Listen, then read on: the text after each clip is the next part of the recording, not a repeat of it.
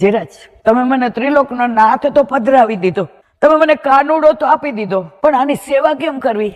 પછી દોષ પડશે તો, પછી ઠાકોરજી અમારા ઘરેથી વયા જશે તો. વલ્લભે જવાબ કેટલો સરસ આપ્યો ખબર છે? સાંભળ, તને ઠાકોરજી પુષ્ટ કરી દીધા ને ત્યારે કરોડો મારા રોમ રોમમાં કરોડો ગોવર્ધન રાય છે, એમાં એક લીલાના ઠાકોરજી આમ તમે ખાલી એક આમ ખેંચો તો ખરા મારા વાલા, જીવ નીકળી જશે. આ વલ્લભે આ પધરાવી દીધા છે. અને ત્યારે મેં ઠાકોરજીના કાનમાં કહી દીધું, મારા વાલા, તમને જેના ઘરે પધરાવું છું એના દોષ સામું જોશો નહીં. એ કેમ કરજો, તમે કયો એમ કરવાનું. એનું આજે આપણને એમ કે ઠાકોરજી કે આજે મને 4 મીઠી સામગ્રી 4 ખારી, આમાં આપણે કેટલા ધર્યા? સાચું કેજો.